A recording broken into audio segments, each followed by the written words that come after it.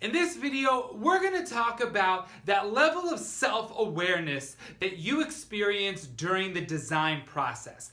Designing a graphic, designing an app, or designing the solution for the way that your organization interacts together requires a level of awareness of what you can bring to the table, what you're good at, and what others are capable of bringing to the table as well. So stick with me and we're going to discuss that level of self-awareness today.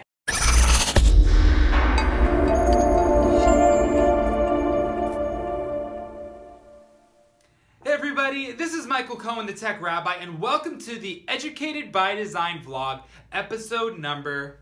Today, we're going to talk about that self-awareness moment that you should be experiencing when you are engaged in your passion, in your profession, and really anything that you are doing in your life.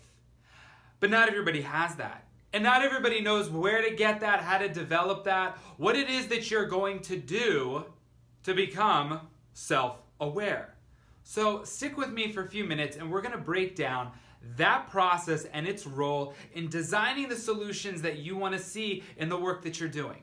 And we run along those three categories of design: that classical, visual, interior, instructional design, that computational design where it's iteration after iteration, version number X, never quite finished, always refining, versus that let's ship it, it's done, there's nothing. And then there's that space in the middle, that design thinking, that designing an organization, designing an experience. What does a birthday party look like? What does a board meeting look like? What does your relationship with a client look like? What's that experience, and how can we intentionally set up a structure for it so that it not just makes sense, but it's something that can be replicated. It's not a one-off, oh, I got lucky that time kind of experience. And it's really that self-awareness that you need to understand what it is that gets you ticking, what it is that can get you to succeed in what hopefully you love doing. So I work a lot with high school students, and I am doubling down on the self-awareness conversation. It is one of the core components of emotional intelligence. I feel that it's one of the core components of design thinking. It's that empathy lens for not just others, but for yourself as well.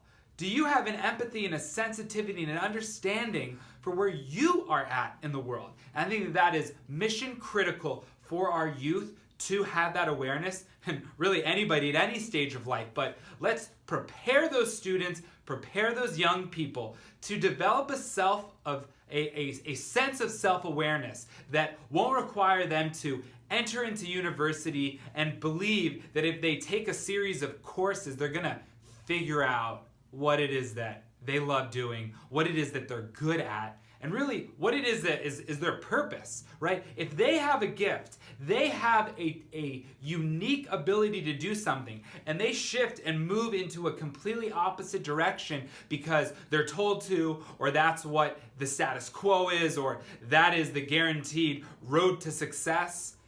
That's just unfair, and really it's a missed opportunity for individuals, for our young people, where they could be thriving and shining and maybe even being happier, although they might make $15,000, $20,000, even $50,000 less.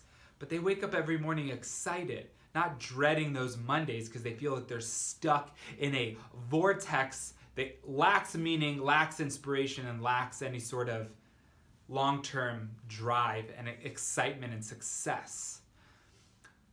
So there's three steps to this part of self-awareness development that I did for myself, and I feel like, unfortunately, I had to go sort of the short, long road of going through the process of trying to do what others said was right, go with the status quo, this is the area I should be in, this is what I should be doing, and really kind of struggling until the point where I realized that I know what I'm good at. I know what drives me, and I'm going to make that into something that can be a profession for me, but will constantly be a passion for me. So the first step in that self-discovery for me was finding mentors. And I have an episode on mentorship. I can't stress it enough. A mentor is not a life coach. This isn't somebody that's going to map out your entire life for you and give you a checklist of accountability, somebody that you're talking to 5, 10, 15 times a week in some cases. A mentor is somebody who is successful in some area, and you feel that you want to be successful in that area. Maybe it's a trusted friend. Maybe it's somebody who you follow their vlog regularly on YouTube, on the social media circuit, and that's a distant mentor. Maybe it's somebody that you saw at a conference and you reached out to them and they're interested in seeing the success of others. But a mentor is somebody who is successful in the work that they do. Not in, okay, I'm going to help you get motivated, get excited, and get going. It's, hey, I am a CEO, I am a designer, I am a marketer, I'm a doctor. Whatever it is, that's their profession, and you want to be connected in that space. So you have your face-to-face mentor, somebody who you might check in with and have a conversation with, grab a cup of coffee once a week, once a month. Their time is limited because they're busy being successful, but they get a certain satisfaction out of seeing the successes of others, especially those who are just entering into the professional space. Now, as educators, we are mentors, and it is our job to mentor these students, to get them excited, to get them feeling like you can help them succeed in developing these soft skills, of course, developing academic knowledge and awareness. Their intellect is evolving and developing, but I think it's those soft skills that are mission critical, and I think there'll be more buy-in from students if they feel like you're giving them these real world skills, right? So the first step is you got to be around people that are doing things. The other thing is experimenting, right? I love Udacity, Udemy, edX, and all this whole MOOC, massive open online course phenomenon, because it gives you a chance to try things without any significant upfront cost. You know, I want to try law school. Okay, well, that requires tens of thousands of dollars, and you get through a semester and you decide you're not into it. Well, that's still $25,000 in debt plus, right? So that massive open online course space lets you explore computer programming, being a winemaker, being somebody who wants to become a project manager but doesn't necessarily want to enroll in courses that are tied to a university, but they want to develop the skills to do project management and maybe become a project manager, right? So the massive open online course space is evolving, and I'm finding that there are micro-credentials there now that are gaining notoriety and gaining a certain level of legitimacy, where maybe 5-6 years ago that wasn't the case at all. So I think that's an important space, and I would promote those online resources to high school, middle school students. Yeah, you could develop self-awareness in elementary school. I think that's important as well. You know, what are you good at? Oh, you love drawing, let's promote that. You love acting, let's promote that, right? Those passion-driven kind of levels of self-awareness. But I think once you get into middle school, but for sure high school, self-awareness is also, you know, why am I struggling and constantly failing at this type of experience in my high school learning? Oh, I'm poor at planning. I'm not good at task management. I'm not good with deadlines, right? And trying to figure out how can we nurture those. And there's definitely people in the entrepreneurial space that will say, focus on what you're good at, and at some point you'll be able to pay people to do those things that you're bad at. I think that works in certain contexts, but I think in high school, we're still trying to develop certain levels of skills that hopefully they can still get some of that. So I think that's super important to give them both that mentorship and then also that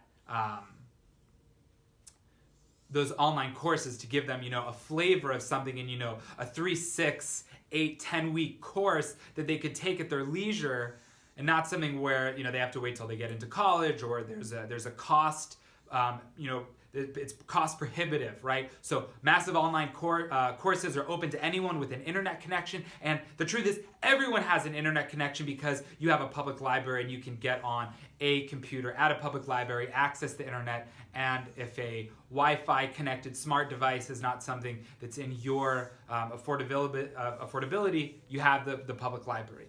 The third thing that I think is really interesting is LinkedIn. Now, LinkedIn has been around for a while, and it is definitely the largest professional social media community in the world, 350 million active users. You have to get your students onto LinkedIn. Now, I was having a conversation with a high school teacher, a high school English teacher, about how we need to help the students develop and build out their LinkedIn profiles. They were a little bit kind of like, well, what does this have to do with English, language arts? Like, I'm not really seeing it. It was like elevator pitch, biography, having them curate and communicate the work that they're doing, the extracurricular activities they're doing, the clubs they're involved in, the community service that they're involved in. They need to curate all that together and build a LinkedIn profile in high school for what they're doing and what they're interested in, and getting them connected, not with just mentors, but with people that are in the professional space that they might be interested in. So when you identify their passions, when you can connect them with mentors, and when you can give them the experience of massive open online courses to explore things that they're passionate about, they might realize, you know what, I think that I'm into app building, into computer programming, but I'm really not into the advanced levels of self-sustained computational thinking and developing apps and developing programs. That's just not my thing. So why go through a boot camp, or why enroll in a computer science undergrad program when you could just take an online course and figure that out? And they have computer science online courses from major universities, so it's not just like it's a random Python 101. These are designed via college professors for specific universities. So I think these three areas right now, if you were just gonna wake up today on a Monday and say, I'm going to develop self-awareness, it would be trying to find a mentor that's successful in anything. If they are a business person, that is a great mentor. If they are in the creative space, they're a photographer, they are a creative director, that's amazing. If they are a middle manager for a Fortune 500 company, that's also an amazing space to have them be a mentor.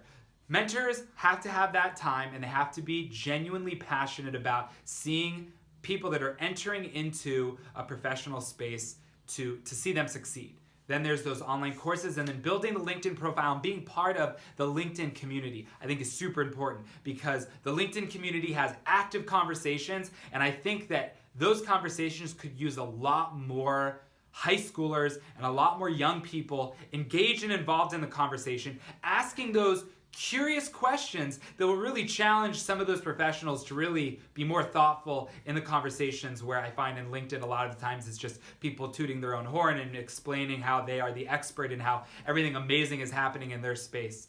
Those are my 3 directives for developing self-awareness. You should check out emotional intelligence articles online. You should check out books on Amazon on emotional intelligence, because self-awareness is a key part of that. Self-awareness, self-regulation, you have the empathy lens, and then you have that motivation. I feel like that motivation is really driven by all of those, but you also just have to say, I'm going to be motivated, have that tenacity, have that grit and that rigor, if those are the vocabulary words that get you excited. But having that intrinsic motivation is super important. So thank you for watching. If you like this video, please share it out, please like it, and have a conversation with me on social media about your thoughts on self-awareness, developing that skill set, and most of all, having the ability to design the future that you want to see. Thanks for watching.